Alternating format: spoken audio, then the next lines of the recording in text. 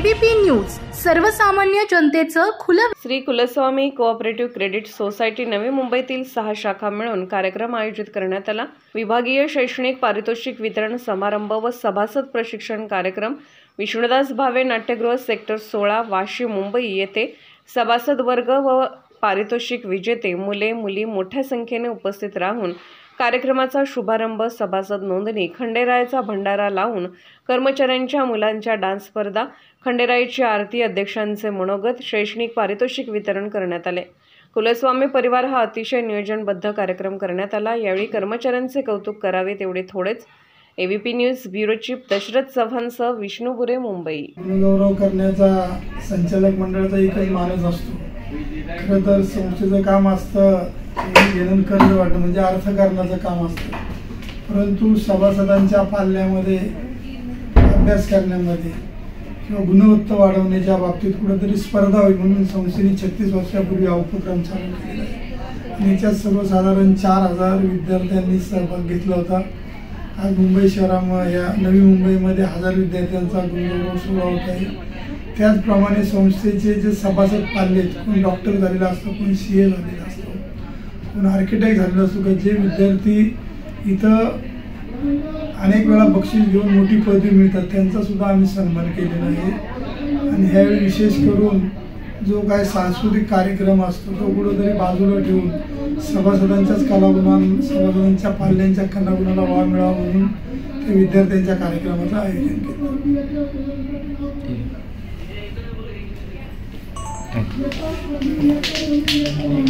नाही तर कुलस्वामी परिवाराचं आपण काम पाहिलं असेल की या जवळजवळ 1000 कोटीच्या ठेवीच्या टप्प्याच्या जवळ आपण आलेलो आहोत।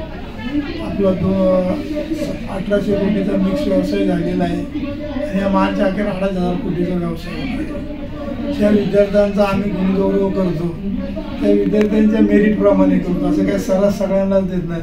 त्याच्यामध्ये 80%, 90% जी काय आमचं दरवर्षीच्या संचालक मंडळामध्ये ठरतं त्याप्रमाणे त्या विद्यार्थ्यांची म्हणजे मेरिटनुसार असतात।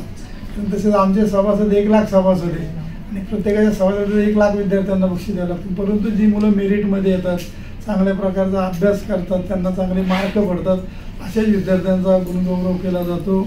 आणि खरं तर हे सगळे कार्यक्रम करत असताना या ठिकाणी आज सुद्धा सभासदसुद्धा मेळावा झालेला आहे आणि म्हणून सातत्यानं विद्यार्थ्यांचा गुणगौरव, सभासदांना मार्गदर्शन किंवा सर्वच कार्यक्रमाच्या माध्यमातून कुलस्वामी परिवारामध्ये अर्थकारणाचं काम करताना एक सामाजिक बांधिलकी म्हणून हे सगळे काम करत असतो। आम्ही रक्तदान शिबिर घेतो, वेगवेगळे आरोग्य शिबिर भरवत असतो आणि म्हणून या ठिकाणी या संस्थेच्या माध्यमातून खारघर या ठिकाणी सुद्धा कुलस्वामी खंडेरायाचं जे मंदिराचं काम आहे ती संलग्न संस्था आहे कुलस्वामी प्रतिष्ठान, याच्या माध्यमातून सुद्धा काम चालू आहे। म्हणून निश्चित हे शैक्षणिक पारितोषिक कार्यक्रमाच्या निमित्तानं एक संस्था वेगळ्या प्रकारचा उपक्रम राबवतो असा समाजामध्ये संदेश जातो आणि निश्चित संस्थेच्या वाढीसाठी याचं बहुमूल्य सहकार्य सभासदांचं किंवा समाजातील अनेक मान्यवरांचं होत असतं। आपला हे भव्य दिवस सोहळा बघून खूप नागरिकांची इच्छा असते की आपण या कुलस्वामी सोसायटी किंवा संस्थेमध्ये जोडायची इच्छा असते, तर त्या लोकांनी कुणाला संपर्क करायचा आणि कसं त्याच्यामध्ये? आमच्या पूर्ण महाराष्ट्रामध्ये 37 शाखा आहेत आणि त्या शाखेमध्ये जर ते गेले तर त्या ठिकाणी त्यांना सभासद होतं आम्ही देतो। आज आमचे लाखाच्या वर सभासद झालेले, त्यामुळे जे संस्थेचे व्यवहार करू शकतात त्यांना आम्ही सभासद सातत्यानं देत असतो। मुळामध्ये 39 वर्षापूर्वी ही कुलस्वामी सहकार मंडळ प्रस्तावित श्री कुलस्वामी कोऑपरेटिव्ह क्रेडिट सोसायटी वडद या गावाने स्थापन केली। या संस्थेचं घोषवाक्यच आहे सहकारातून परिवर्तन। आमची ही संस्था 39 वर्षापूर्वी जे रोपटं लावलं होतं त्याचा आज वटवृक्ष झालेला आहे।